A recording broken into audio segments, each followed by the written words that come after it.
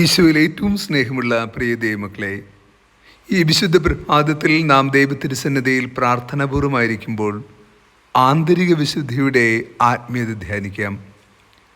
ഈ ദിവസങ്ങളിലെല്ലാം നമ്മുടെ കർത്താവായ യേശു ക്രിസ്തു നമുക്ക് നൽകുന്ന വചന സന്ദേശം ഏറെ വേദനാജനകമാണ്.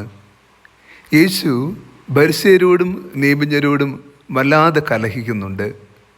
നാം എത്ര ചിന്തിച്ചിട്ടും ധ്യാനിച്ചിട്ടും തീരാത്ത വിധം എന്തുകൊണ്ട് യേശു ഇത്രമാത്രം കാർക്കശ്യത്തോടുകൂടി ഫരിസേയരോടും നിയമജ്ഞരോടും ഇടപെടുന്നുവെന്നത് വീണ്ടും വീണ്ടും നാം ചിന്തിച്ചുകൊണ്ടേയിരിക്കുന്നു. ഈ കഴിഞ്ഞ 3 ദിവസങ്ങളായി സത്യത്തിൽ നമ്മൾ ചിന്തിക്കുന്ന ചിന്താവിഷയം ഏതാണ്ട് ഒരേ കാര്യമാണ്. മത്തായി സുവിശേഷം 23-ാം അധ്യായം 27 മുതൽ 32 വരെയുള്ള തിരുവചന ഭാഗമാണ് ഇന്നത്തേത്. അവിടെയും നാം കാണുന്നത് യേശു ഫരിസേയരെയും നിയമജ്ഞരെയും കപടനാട്യക്കാരെ എന്ന് വിളിച്ചുകൊണ്ട് പറയുന്നു, നിങ്ങൾക്ക് ദുരിതം, നിങ്ങൾ ഈ ഭൂമിയിലെ നിസ്സാരമായവയെ ആദരിക്കുകയും മഹത്വമുള്ളതിനെ നിരാകരിക്കുകയും ചെയ്യുന്നു. നിങ്ങൾ ഹൃദയത്തിൽ തികച്ചും വ്യത്യസ്തരും പുറമേ മറ്റൊരു വ്യക്തിയുമായിരിക്കുന്നു. ദൈവത്തിൻ്റെ ഹൃദയത്തിൽ ഇടമില്ലാത്തവരാണ് നിങ്ങൾ. യേശുവിൻ്റെ അതിശക്തമായ താക്കീതുകൾ അവരെ ക്ഷുഭിതരാക്കുന്നുണ്ട്. പക്ഷെ അവർ നിശബ്ദരാണ്. കാരണം എന്തെന്നോ, ക്രിസ്തു പറഞ്ഞതെല്ലാം സത്യമായിരുന്നു. ഇന്ന് ഈ കാലഘട്ടത്തിലും ഇതെല്ലാം ശരി തന്നെയാണ്. ബാഹ്യമായി കാണുന്നവരല്ല നമ്മൾ ഉള്ളിൽ മറ്റൊരു വ്യക്തിയാണ്.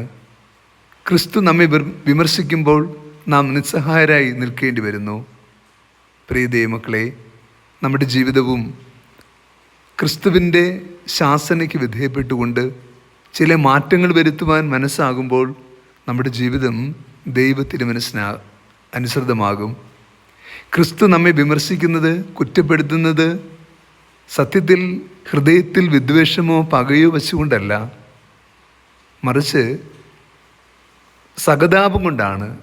നമ്മൾ ഇപ്രകാരം ദൈവിക നീതിയിൽ നിന്നകന്ന് തിന്മയുടെയും പാപത്തിൻ്റെയും സ്വാർത്ഥ താല്പര്യങ്ങളുടെയും ബലങ്ങളിൽ അർത്ഥം കണ്ടെത്തി ജീവിക്കുമ്പോൾ അതിലൂടെ നമുക്കുണ്ടാകുന്ന നിത്യരക്ഷയുടെ നഷ്ടത്തെക്കുറിച്ചുള്ള ബോധ്യമാണ് ക്രിസ്തുവിനെ ശുഭിതനാക്കുന്നത്. അവൻ ശാസിക്കുന്നുവെങ്കിൽ അതിനുള്ളിൽ മുഴുവനും സ്നേഹമാണ്. കാരണം അവൻ വീണ്ടെടുക്കുവാൻ വേണ്ടിയാണ് ശാസിക്കുന്നത്. ക്രിസ്തുവിൻ്റെ ശാസന നമ്മൾ സ്വീകരിക്കേണ്ടതുണ്ട്. നാം എല്ലാം തികഞ്ഞവരാണെന്നും നല്ലവരാണെന്നുമുള്ള ബോധ്യം നമുക്കുണ്ടെങ്കിൽ നമ്മൾ കൂടുതൽ ഗൗരവത്തോടുകൂടി ആത്മപരിശോധന ചെയ്യുകയും നമ്മുടെ കുറവുകളുടെ ആഴം നമ്മൾ കണ്ടെത്തുകയും വേണം. നാം എപ്പോഴാണോ നമ്മുടെ വ്യക്തിജീവിതത്തിലേക്ക് ഇറങ്ങിച്ചെന്ന് ആത്മാർത്ഥതയോടുകൂടി ആത്മപരിശോധന ചെയ്യുന്നത്, അപ്പോൾ നമ്മുടെ ശൂന്യത നമുക്ക് കണ്ടെത്താൻ കഴിയും. ക്രിസ്തു നമ്മെ ക്ഷണിക്കുന്നതും അപ്രകാരമുള്ള ഒരു സ്വയം വിമർശനത്തിലേക്കാണ്.